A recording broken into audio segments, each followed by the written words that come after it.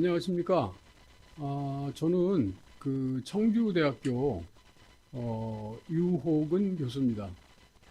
오늘 국민대학에서 이 통일 콜로키움의 일환으로서 스포츠 교류와 남북 관계에 대한 주제를 여러분들한테 이제 강의를 하게 되었습니다. 여러분들 만나봐서 너무 반갑습니다. 국민대학은 저한테는 아주 친숙한 곳이기도 합니다.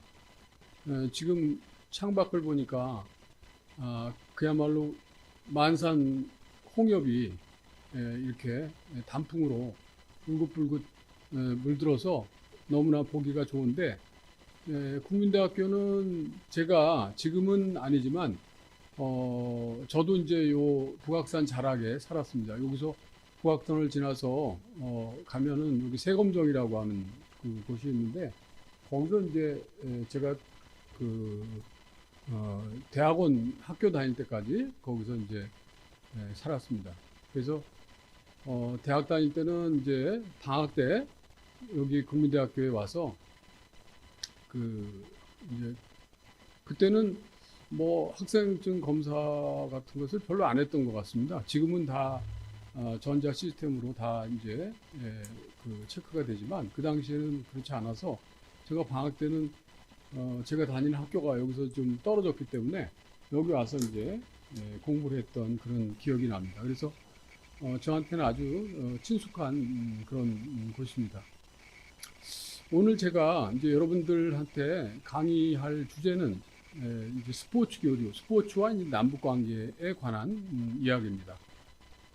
우선 이제 잠깐 제 소개를 하면, 저는 청주대학교 정치행정학 전공 교수로 있고, 특히 이제 오늘 이제 스포츠와 남북 관계에 관한 것을 여러분들한테 강의를 하는데, 그 스포츠라고 하는 것을 이제 다른 분야에 접목을 시켜서, 특히 이제 저는 정치학을 전공했기 때문에 이 정치학적인 차원에서 접목을 시켜서 이것을 이제 연구를 했었던 그런 연구자이기도 합니다.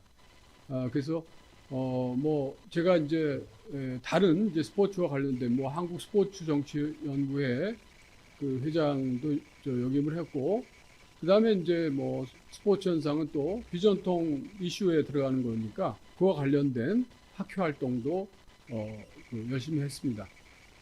자, 이제 스포츠라고 하는 것을 이제 남북 관계 이런 거하고 이제 연관시키는 문제를 한번 생각을 해보겠습니다.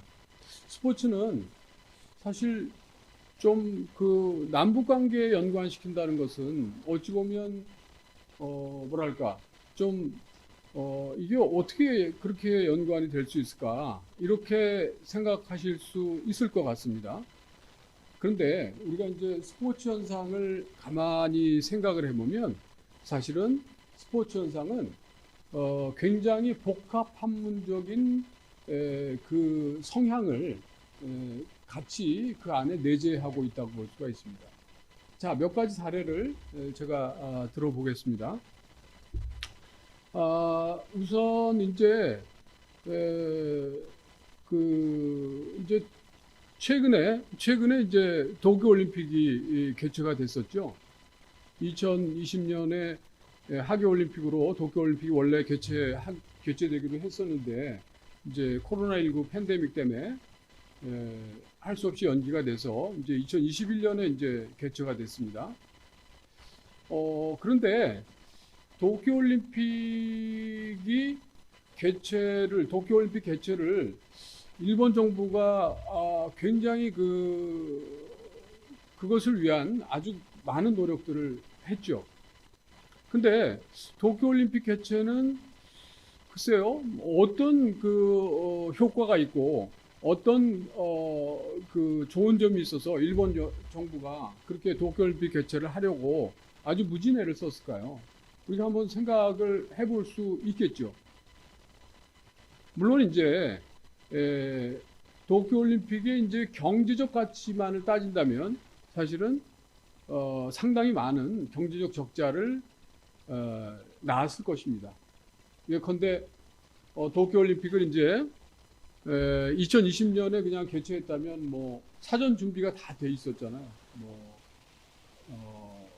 무슨 경기장에 대한 뭐 이런 부분뿐만 아니라 뭐 도쿄올림픽을 참관하는 이제 외국 사람들 뭐 예약도 다 돼 있을 때고 뭐 여러 가지 그 준비가 또 다 돼 있을 겁니다. 그다음에 뭐 엠블럼이나 무슨 도쿄올림픽 그 공식 후원사들의 뭐 여러 가지 상품 같은 거 이런 것들도 다 이제 준비가 돼 있고 그렇게 예비가 돼 있었을 텐데 그거를 다 못 쓰게 되는 것이죠.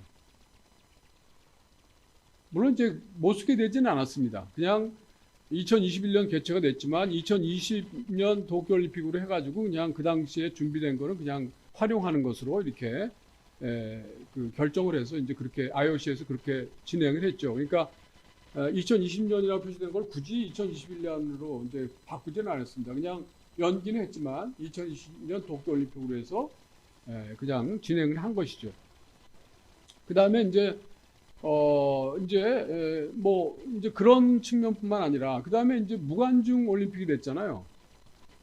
그러면 이것도 굉장히 많은 그 적자가 될 것입니다. 이제 경제적 가치를 놓고 보면 이제 그런 그 적자가 있음에도 불구하고 도쿄올림픽은 그냥 진행이 됐습니다. 그럼 왜 이제 일본에서는 이제 그렇게 그 도쿄올림픽을 강행을 했을까요? 우선 이제 몇 가지 생각해 볼 수 있는 것은 일본이 이제 그 1990년대 이후에 심각한 경제 침체를 경험하고 있고 물론 이제 과거 아베노믹스를 통해서 좀 경기 부양을 했지만 그게 이제 뭐 쭉 지속 가능하게 이루어지지 못한 측면도 있고 그 다음에 이제 또 이제 우리가 잘 알고 있는 이 후쿠시마 원전의 파괴 이제 이런 것들이 또 일본을 굉장히 큰 어려움에 빠지게 했죠.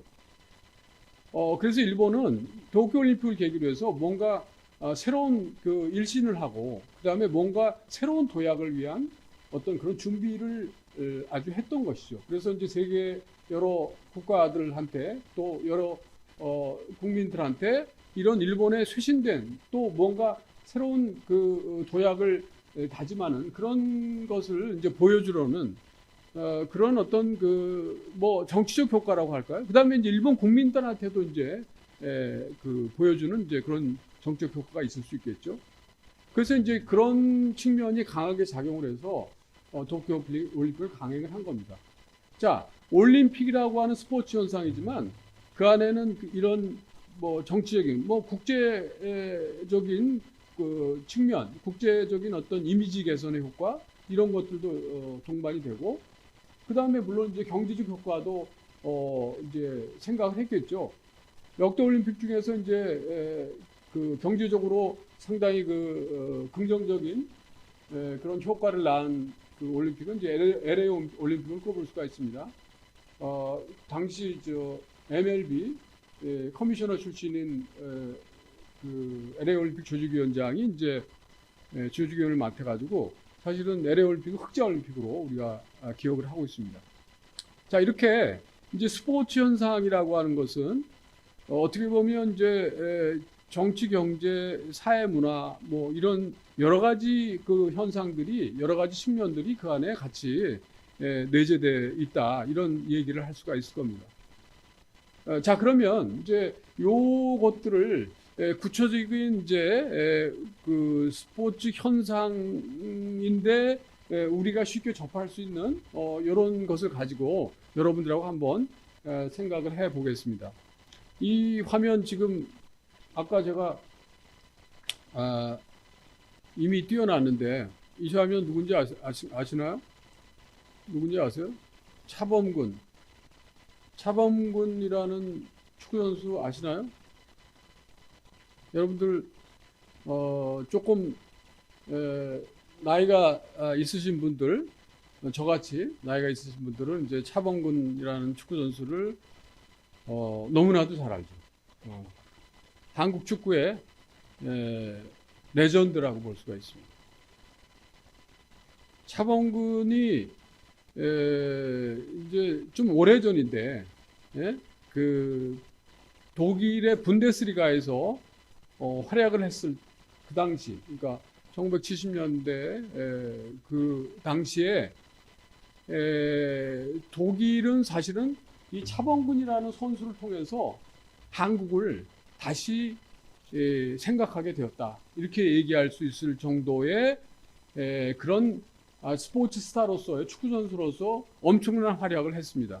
당시 차범근 선수가 뛰었을 때의 독일 분데스리가는 지금은 이제 뭐 EPL이라든지 뭐 이제 유럽의 다른 그 프리미어 리그들이 상당히 그 이제 유럽 프로축구를 이끌어가는 이제 그런 그 리그로서 자리 잡고 있지만 그 당시는 이제 분데스리가가 가장 그 뭐랄까 이 탑 클래스에 있는 그런 리그였다고 볼 수가 있고 그래서 지금 이제 세계 그 당시에 축구를 잘한다는 스타들이 분데스리가에 많이 와서 뛰었습니다. 지금 이제 EPL이나 뭐 저기 뭐야 프리메라 리가나 뭐 이런데 이제 해외 축구 스타들이 이제 많이 가서 뛰듯이 그 당시에는 이제 분데스리가에 그 유명 축구 스타들이 많이 가서 경기를 했는데 그 당시에 차범근 선수는 그 우리가 여러분들도 아마 기억하고 있을지 모르겠는데 그 이제 뭐야 처음에 이제 레베쿠젠에 입단을 해가지고 나중에 그 프랑크푸르트 다름슈타트에 처음 입단을 해서 그 다음에 나중에 프랑크푸르트 그 다음에 레베쿠젠 바이엘 레베쿠젠 뭐 이런 데로 이제 옮겨갔는데 차범근이 그 당시 기록한 그 골 득점 기록은 총 98골입니다. 차범근 아들이 누군지는 아시죠? 차두리. 차두리 선수는 이제 아버지 뒤를 이어서 이제 분데스리가에 진출을 했는데 사실은 뭐 아버지의 그런 레전드로서의 그런 성과를 낳지 못했습니다. 그런데 차범근 선수가 그 당시 외국인 선수로서는 최다골을 기록했어요. 98골. 그래서 아들 차두리 선수가 이제 2골 더 못해서 이제 100골 이상을 기록을 했는데 하여튼 자 그래서 차범근 선수는 그야말로 우리나라 축구의 레전드이기도 하지만 사실은 독일에서도 차범근 하면 지금까지도 차범근 선수가 뭐 지금 독일을 방문한다든지 이러면 독일 사람들이 차범근 선수를 알아본 사람들이 지금도 많이 있습니다. 차범이라고 해서. 그 다음에 지금 독일 축구계를 이끌어가는 뭐 이런 분들이 차범근 선수하고 동시대에 뛰었던 이제 이런 사람들이죠. 그래서 독일은 사실은 그 당시에 차범근이라고 하는 사람을 통해서 한국이라고 하는 나라를 다시 알게 됐어요. 한국하면 그 당시에서 독일은 뭐예요?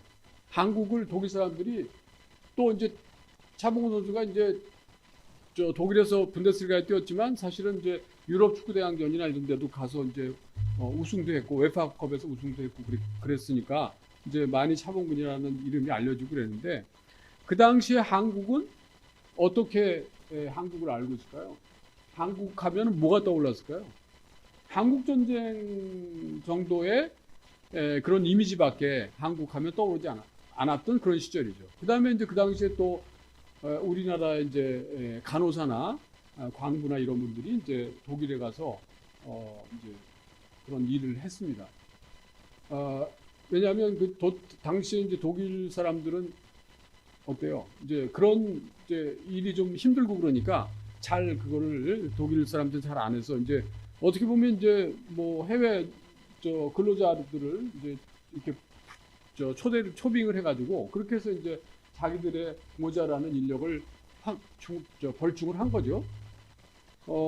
우리나라도 요새 이제 소위 이제 좀 그 육체노동과 관련된 이런 것들은 우리나라 분들이 잘 안 하려고 그러잖아요. 그래서 이제 그거를 이제 외국인 노동자들이 오셔서 그걸 이제 보충을 해줘서 이제 유지가 되고 있는데, 이제 그 당시에 독일에 우리나라가 이제 우리나라 근로자들이 가서 그런 일을 했던 그런 시절이었는데, 말하자면 한국 전쟁이나 우리나라가 이제 조금 저발전된 나라인다고 하는 것으로 이제 한국을 이해를 했고 그렇게 생각을 했는데, 차범근이라는 선수를 통해서 한국의 그런 그 이미지나 한국에 대한 그런 생각이나 이런 것들이 굉장히 많이 바뀌었다고 볼 수가 있는 거죠. 그러니까 뭐 그런 얘기도 하죠. 외교관들 수백 명들이 수백 명, 수천 명이 해야 될 일을 이 축구 선수 한 명이 가서 그런 일을 했다. 뭐 이런 평가도 받고 있죠. 자, 차범근 선수죠.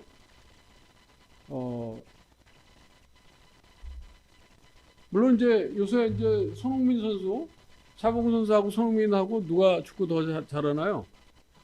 이게 이제 그 여론조사를 해본 건데, 손흥민 선수가 차범근 선수보다는 더 잘한다는 이제 그런 평가가 요즘 여론조사에서 이제 나오고 있습니다.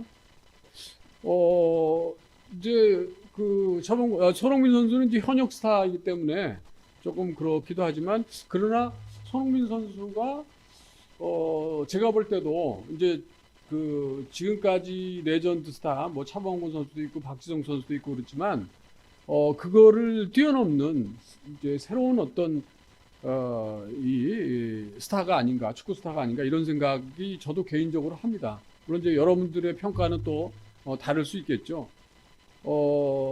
그런데 여하튼 이제 차범근이나 손흥민 선수도 지금 EPL에서 최근 이제 그 시즌이 시작되면서 지금 4골인가 기록하고 있죠. 지금 월드컵 예선전 우리나라에 와서 뛰고 그 다음에 또 이제 영국으로 가서 또 토트넘 그 주축 선수로서 활약을 하고 있는데, 여하튼 이렇게 이제 그 손흥민 선수, 물론 이제 이 손흥민 선수를 통해서 또 영국 국민들한테 우리에 대한 이제 대한민국에 대한 것을 이렇게 하나의 이제 반영해서 알 수 있는 이제 그런 측면도 있겠죠. 그러나 물론 이제 과거 차범근 선수가 뛰었을 때의 그런 정도는 아니겠지만, 이미 이제 우리나라가 여러 가지 이제 그 K-팝이라든지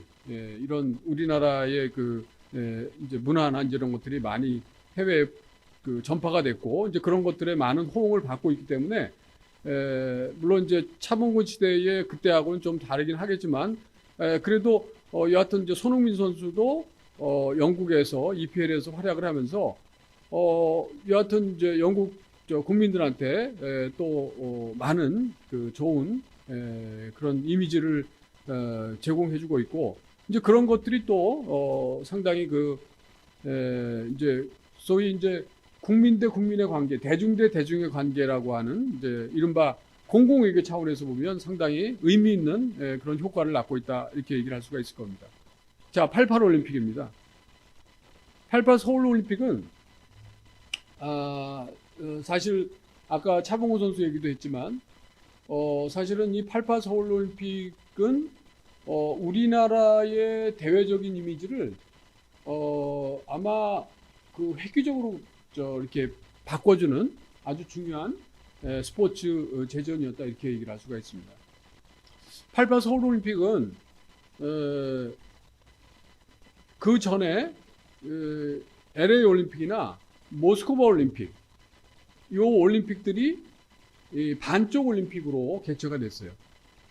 그러니까 모스크바 올림픽 때는 이제 그때 미국과 소련하고 이렇게 그 대립 갈등을 벌이는 이른바 이제 냉전 시대였었는데, 모스크바 올림픽 때는 미국하고 소련이 당시 이제 아프가니스탄을 소련이 이제 점령을 해가지고 그 문제 때문에 모스크바 올림픽을 이제 미국을 비롯한 이제 서방 그 진영들이 이제 보이콧을 하고, 그래서 이제 반쪽 올림픽이 된 거고, 역시 LA 올림픽도 마찬가지로 이제 소련을 비롯한 동국국가들이 이제 보이콧함으로써 LA 올림픽도 반쪽 올림픽이 됐습니다.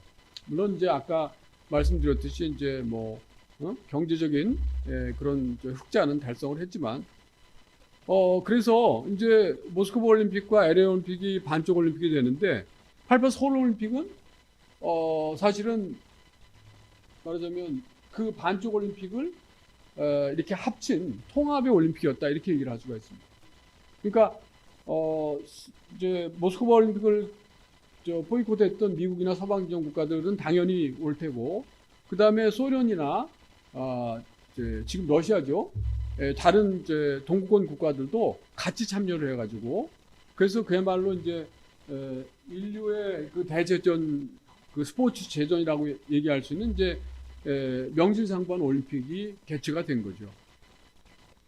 그리고 이제 그렇게 막 그 당시 88 올림픽 이전까지의 올림픽 그 개최에서는 이제 가장 많은 국가들이 서울 올림픽에 이제 참가를 했습니다.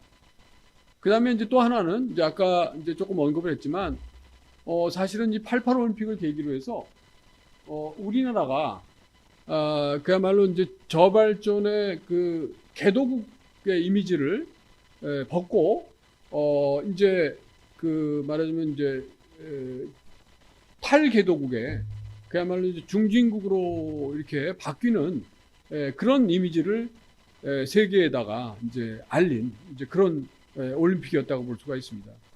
왜 그 이제 몇 년 전에 중국이 또 베이징 올림픽 개최에 아주 큰 많은 노력을 해서 베이징 올림픽 개최를 했죠.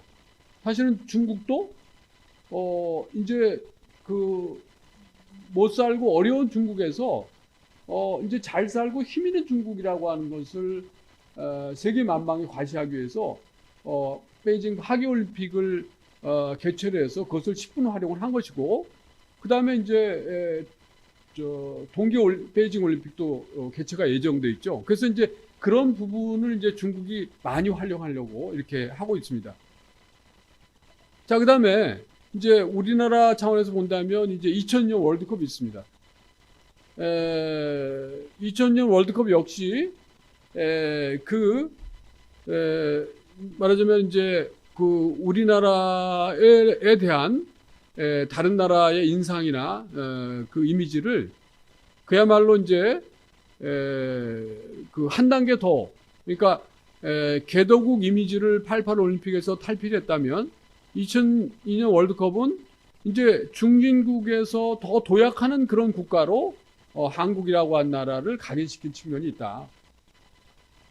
그 다음에 이제 2006년 월드컵 때 지금 이제 시청각 광장에서 모인 우리나라 이제 국민들의 이 응원 모습인데 뭐 이런 것도 이제 세계 많은 사람들한테 새로운 어떤 문화적 현상으로 이렇게 전파시켜준 이제 그런 측면도 있다고 볼 수가 있겠죠. 그 다음에 이제 2018년에 개최된 이제 동계올림픽 있죠. 동계올림픽.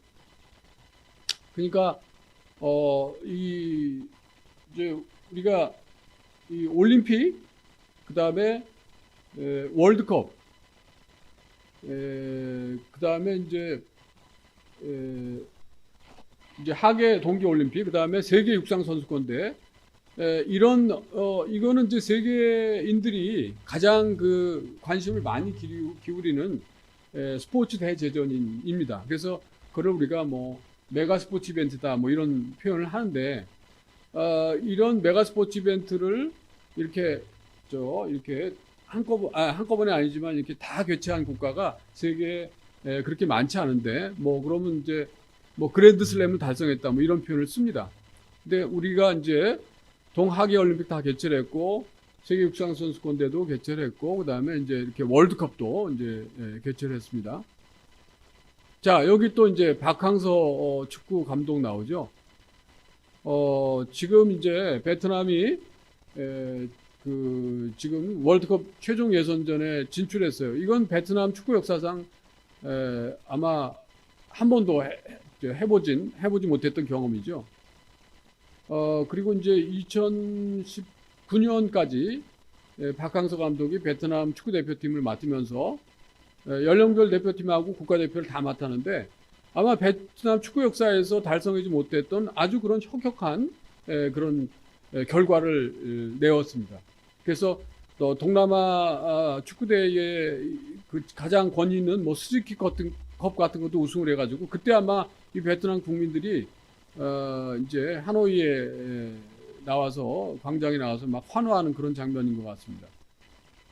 그래서 이제 박항서 감독에 대한 뭐 칭송이나 뭐 이런 것들이 이제 베트남에 아주 그 널리 알려졌고, 그다음에 뭐 베트남 총리도 뭐 공식석상에서 이제 박항서 정신을 우리나라 경제 개발이나 이런데 이제 좀 그 활용해서 그런 정신을 가지고 이렇게 하자 뭐 이런 얘기까지도 이제 언급될 정도로.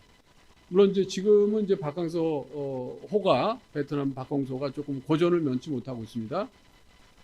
근데 여하튼 이 박항서라고 하는 축구 감독이 이 베트남이라고 하는 나라에서 이런 뭐 우리나라가 이제 예전에 2006 월드컵 때 거스 히딩크 감독이 대표팀 감독을 맡으면서 우리가 이제 그 월드컵 4강까지 갔잖아요. 아마 베트남은 이제 그런 어떤 그런 그 기분을 이미 이제 경험을 한 거죠. 그래서 지금 이제 월드컵까지 이제 진출을 위한 노력을 하고 있는데 그거는 조금 역부족인 것 같아요. 근데 여하튼 박항서 감독의 이 성과로서 이 베트남에서 이제 이제 기업을 한다든지 뭐 이런 분들이 굉장히 많은 그런 그 혜택을 보고 있다. 눈에 보이는 보이지 않는 이제 이런 혜택을 보고 있다. 이제 이런 평가를 받고 있습니다. 자, 이제 오늘은 우리가 이제 남북 관계와 관련된 그 이야기가 이제 오늘 이야기의 주된 얘기인데, 이제 스포츠 현상과 이 스포츠 현상이 이 정치, 경제, 사회, 문화적인 측면에서 이제 어떤 효과를 낳느냐, 이제 이런 것들을 내가 여러분들한테 지금 말씀을 드렸는데, 특히 이제 남북 관계 차원에서 생각을 해본다면 지금 여러분들 이 장면이 어떤 장면인지 아시죠? 이 장면이 평창 동계올림픽 개최식 장면입니다. 익숙한 이제 우리나라 문 대통령 네 분 있으시죠? 그 다음에 옆에 있는 사람 당시 트럼프 행정부의 그 마이크 펜스 부통령이죠. 그 다음에 여기 누구예요? 요새 뭐 좀 이미지가 안 좋긴 한데 김여정, 김정은 이제 김정은 위원장의 이제 여동생, 그 다음에 김영남, 우리로 치면 이제 국회의장격인 상임위원회, 최고인민회의 상임위원회 이제 위원장인데 지금은 이제 아닙니다. 이제 이 분들이 같이 이제 한 자리라고 하는 이제 이건 좀 상징적인 장면인데, 사실은 이게 말하자면 남북한 그 다음에 이제 미국이 함께하는 이런 장면이 평창 올림픽을 계기로 연출이 됐어요. 자, 이 얘기는 이제 여러분들한테 말씀을 드렸고, 자, 그러면 평창 올림픽을 전후한 시기를 우리가 되짚어 보겠습니다. 평창 올림픽 이전의 한반도 상황입니다. 북한은 6차례 핵실험을 했습니다.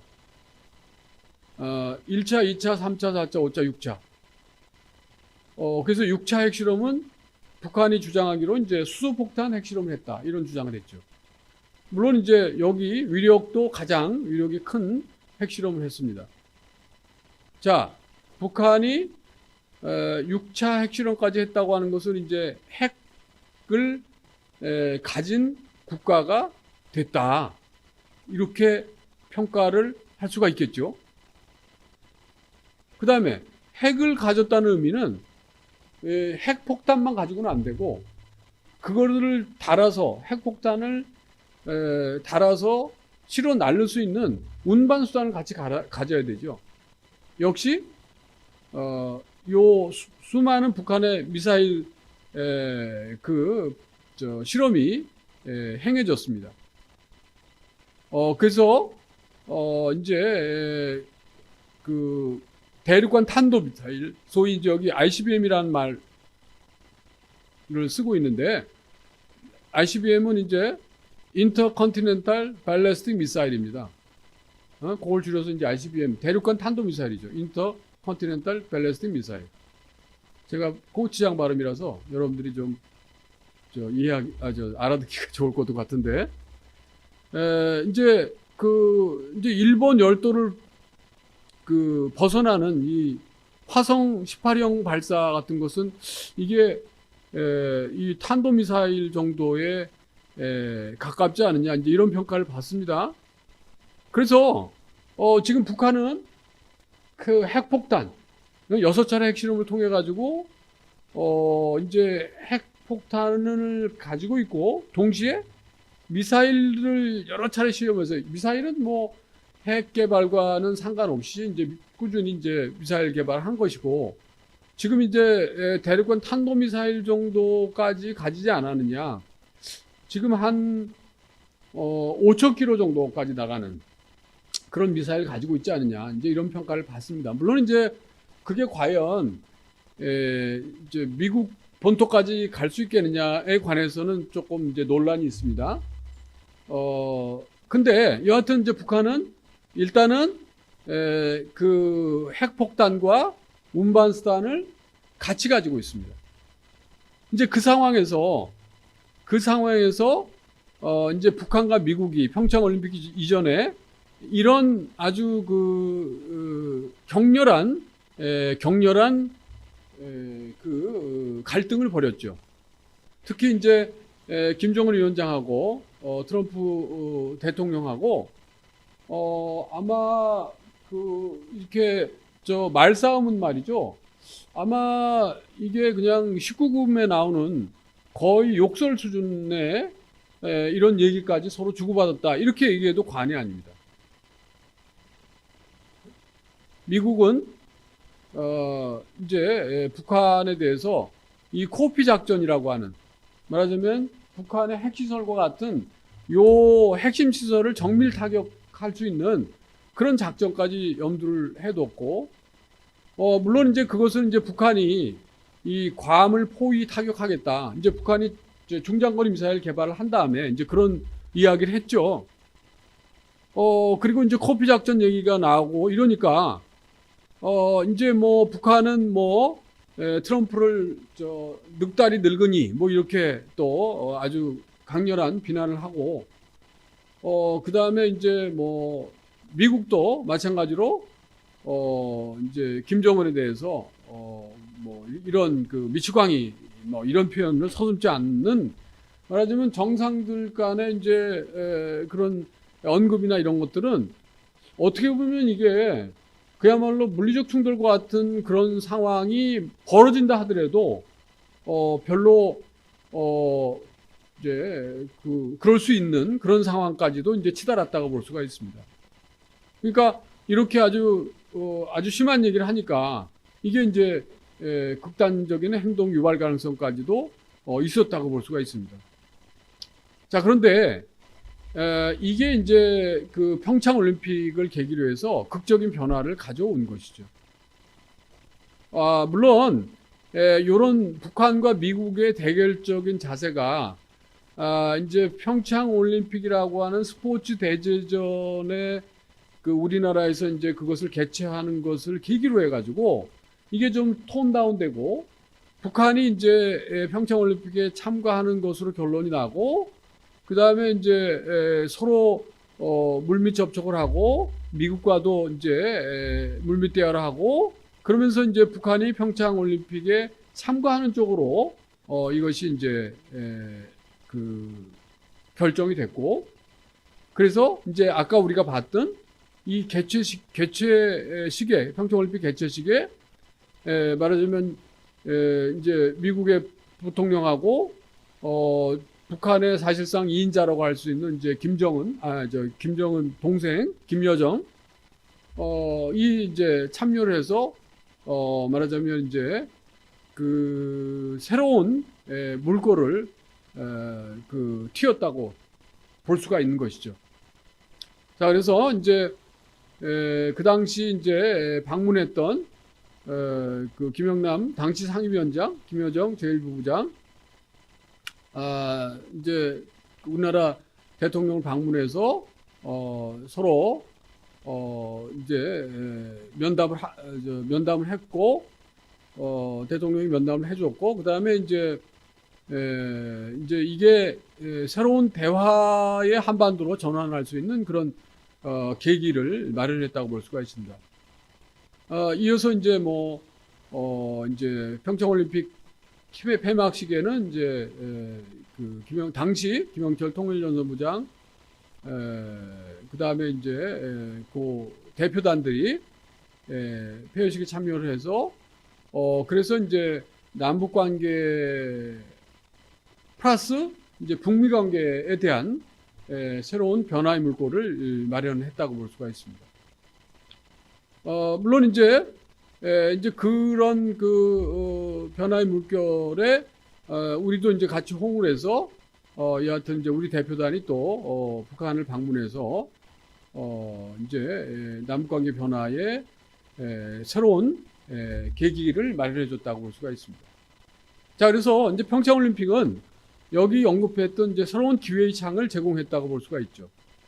우선 그 이전 동안 교착 상태에 빠졌던 남북 관계 변화에 새로운 모멘텀의 기회를 제공했고, 또 북한은 이제 이 불량 국가 이미지가 굉장히 강했는데 사실은 이제 평창올림픽 참가를 계기로 해서 그런 부정적인 이미지를 좀 이렇게 탈색할 수 있는 그런 하나의 그 기회가 된 측면도 있고, 그 다음에 이제 이 한반도 평화, 북한 비핵화와 한반도 평화의 경로로 인도하는 그런 대화의 장, 하나의 기회의 창을 이렇게 창출했다고 볼 수가 있습니다. 그래서 우리가 이제 이런 평가를 합니다.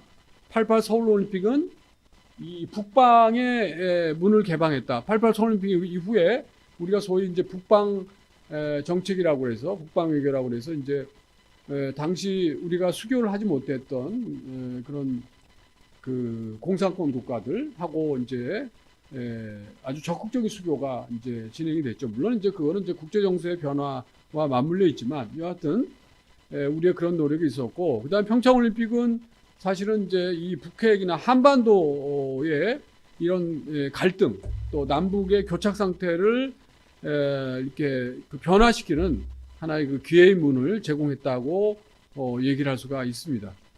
자, 그래서 이제 남북 그 판문점 선언이 이제 개최가 됐죠. 평창올림픽 이후에.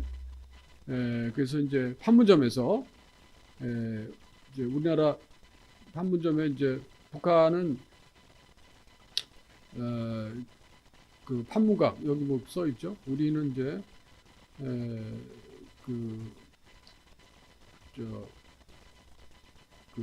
우리는 평화의 집인가요?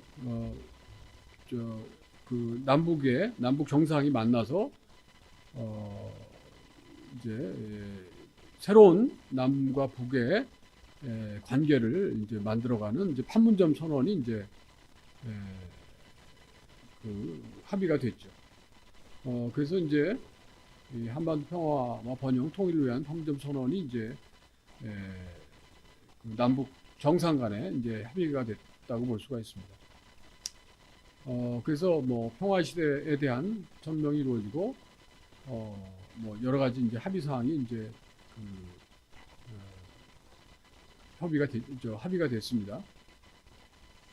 이제 그 다음에 이제 그것을 계기로 해가지고 이제 북미 정상회담이 이제 예정이 돼 있었죠. 그런데 급작스럽게 북미 정상 간의 정상회담이 이제 그 예정된 그 경로로 이제 진행되지 못하고 좀 삐걱거리는 그런 상황에서 북한의 이제 긴급 요청에 따라서 이제 긴급 남북 정상회담이 개최가 됐습니다. 판문점에서. 그래서 이제 이제 그 당시 이제 상황인데 그래서 이제 요 긴급 남북 정상회담을 통해서 이제 북미 간의 이제 오해가 조금 해소가 되고, 그래서 이제 제1차 북미 정상회담이 싱가포르에서 이제 개최가 됐습니다. 이거는 사실은 이제 굉장히 역사적 사건이라고 볼 수가 있죠. 김정은 하고 미국 트럼프 대통령이 싱가포르 그 센토사 섬의 카펠라 호텔에서 이제 정상회담을 개최를 했습니다. 그러니까 처음으로 북미 간의 정상들의 만남이 이루어진 것이라고 볼 수가 있습니다. 미국 역대 대통령들이 이제 임기가 끝난 다음에 카터나 클린턴이나 이제 그 대통령들은 임기 후에 이제 북한을 방문한 적이 있는데, 임기 중인 대통령은 처음으로 이제 이렇게 정상들의 만남이 이루어졌다고 볼 수가 있는 거죠. 그래서 이제 북미 간의 정상 간의 합의가 이루어져서 역시 여기도 이제 북한의 요구들을 좀 반영을 해서 이제 북미 관계에 대한 새로운 북미 관계, 그다음에 이제 요거는 이제 앞에 내세우고, 그다음에 한반도 완전한 비핵화를 같이 이제 이렇게 합의를 했습니다.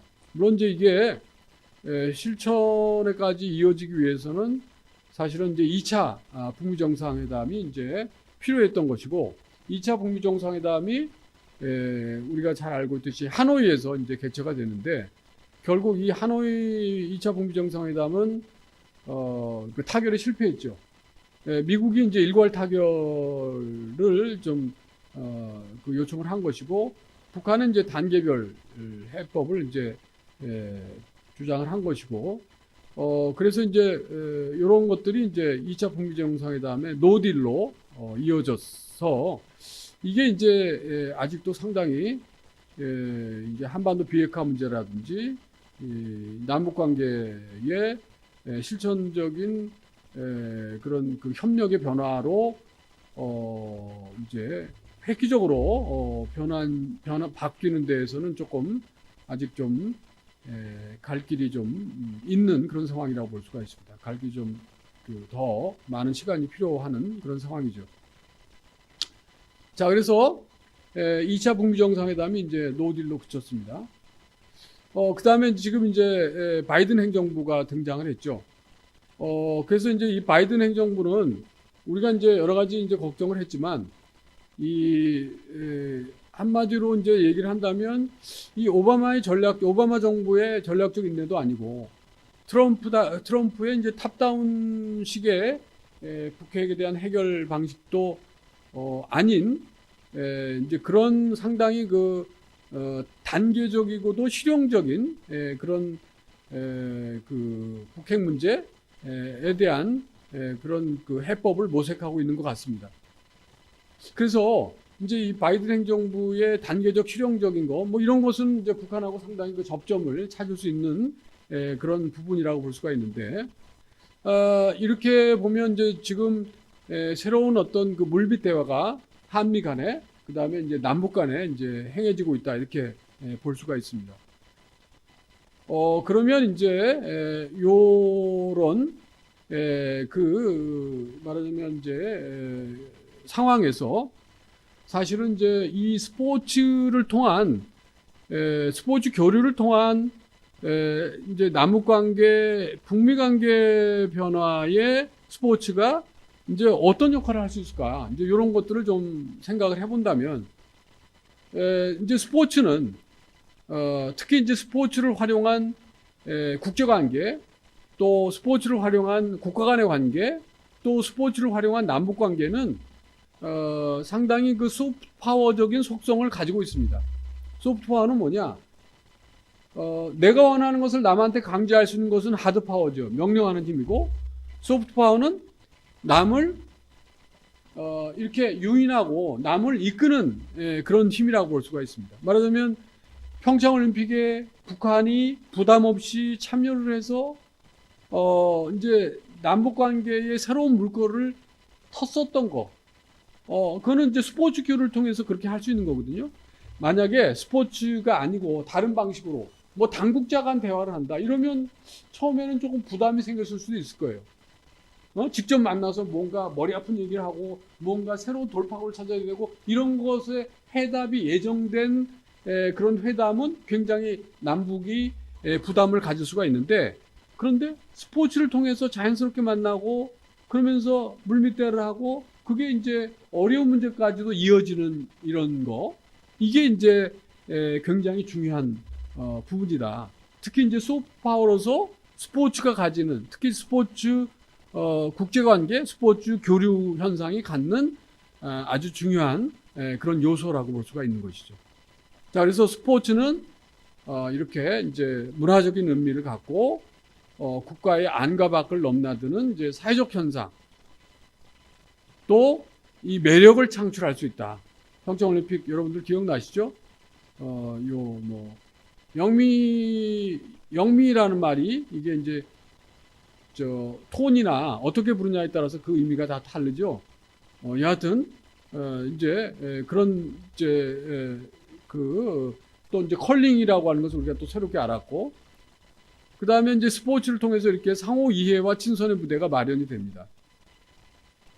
자, 그래서 이제 이 남북한 간의 이제 스포츠 교류라고 하는 것은 몇 가지 우리가 이제 결론적으로 이제 생각해 봐야 될 그런 그 특징적인 면이 있다는 겁니다. 뭐냐면 이제 이 스포츠 교류는 이게 말하자면 어려운 것에서의 합의, 정치적인 합의 이런 것들은 굉장히 부담이 되고 어렵잖아요. 그러면 스포츠를 통해서 말하자면 쉬운 거부터의 만남이 이루어지고 쉬운 거부터의 합의가 자연스럽게 어려운 거로의 합의로 이어지게끔 하는 그런 촉매제 역할을 할 수 있다는 겁니다. 그걸 우리가 이제 기능적인 것이다, 이제 이렇게 얘기하죠. 기능주의다, 기능주의 통합이 이루어진다, 이런 얘기를 합니다.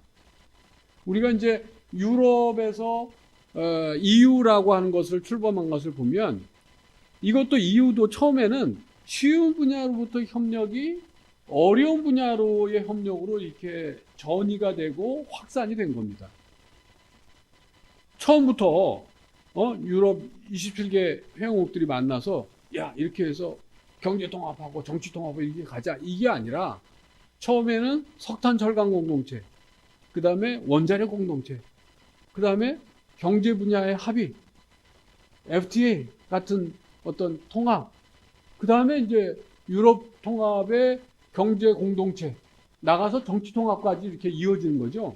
우리가 그걸 기능주의라고 얘기를 하는데, 이제 스포츠 교류는 이제 그런 측면을 그 안에 내재시키고 있다고 볼 수 있습니다. 가장 쉬운 분야의 교류죠. 부담 없고 즐겁고 서로 간에 매력을 같이 느낄 수 있고 공감할 수 있는 이제 그런 것이 스포츠 교류라고 볼 수가 있습니다. 그 다음에 이제 스포츠 교류는 어때요? 한 번에 그치는 것이 아니라 이것이 이제 이렇게 계속될 수 있는 가능성이 크다는 거죠. 그리고 이제 이 스포츠 교류라고 하는 것은 말하자면 뭐라고 할까? 이런 참여하는 이제 그 당사자들의 어떤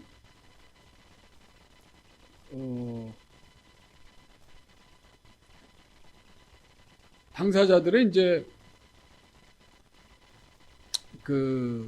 어떤 참여가, 그러니까 대중적인 공감을 같이 불러일으킬 수 있기 때문에 이거는 이제 특히 남북 관계 같이 서로 이제 대결과 이제 이런 것들이 이제 오랫동안 이렇게 누적된 상황 속에서는 이런 스포츠 교류를 통해서 뭔가 함께 할 수 있고 뭔가 마음을 나눌 수 있고 뭔가 쉽게 만날 수 있는 그런 장을 갖는 것이 굉장히 중요한 것이라고 볼 수가 있습니다. 그래서 이제 여기 이런 이야기를 하고 있죠. 그래서 결론적으로 이 남북 통일의 청사진은 이런 말하자면 이제 과도적 단계가 필요하겠죠. 우리나라가 북한하고 이제 같이 하나의 통일된 국가를 만드는 것은 물론 이제 지금은 이제 이 평화의 한반도를 만드는 게 굉장히 중요하죠. 이제 그런 과정 속에서 어떤 단계를 거쳐야 되는데 어느 날 갑자기 그냥 뭐 통일하자 해서 통일될 수 있는 것이 아닙니다. 그런 과도적 단계에서는 이렇게 부담이 적고 정치적 의미의 이제 의미 부여에서 자유로운 스포츠 교류를 통해서 사실은 이제 이런 과도기적인 그 단계를 극복하는데 굉장히 그 중요하게 활용될 수 있다고 볼 수가 있습니다.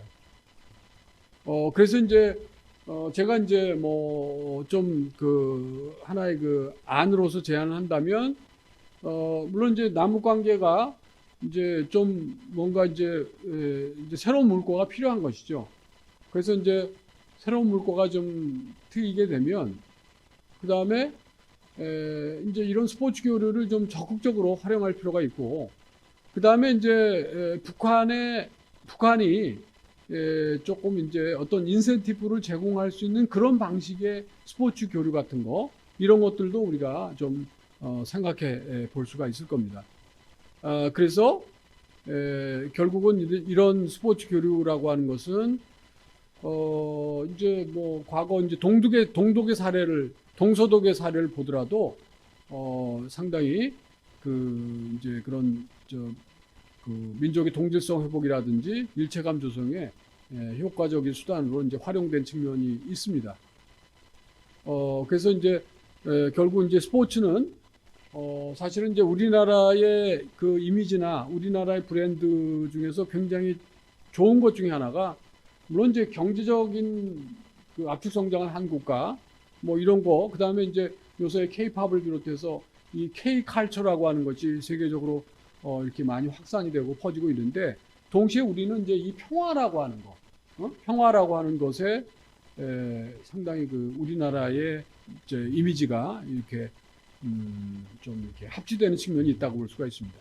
그래서 이제 스포츠를 이제 매개로 해서 남북 교류를 이렇게 좀 하나의 그 기능주의적인 통합으로 지능주의적인 협력으로 가는 중요한 그런 그 매개체로서 활용할 뿐만 아니라 그다음에 이제 평화라고 하는 이미지를 거기에 이렇게 그 포함을 해가지고 이렇게 그 스포츠 교류를 행하는 것이 중요하겠다 이제 이런 생각을 하고 있습니다.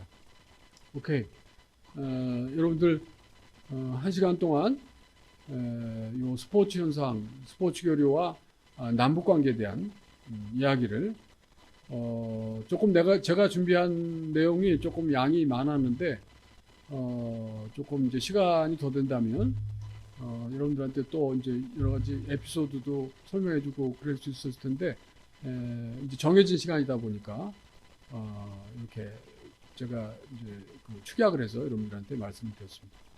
자, 여러분들 코로나19 상황에서 항상 몸, 마음 건강하게 잘 관리하시고 그 다음에 이 스스로의 스포츠, 스스로 행하는 스포츠는 항상 잊지 마시고 이렇게 생활 속에서 이렇게 잘 스포츠를 생활하시길 부탁드리면서 오늘 제 강의를 매듭짓도록 하겠습니다. 경청해 주셔서 감사합니다.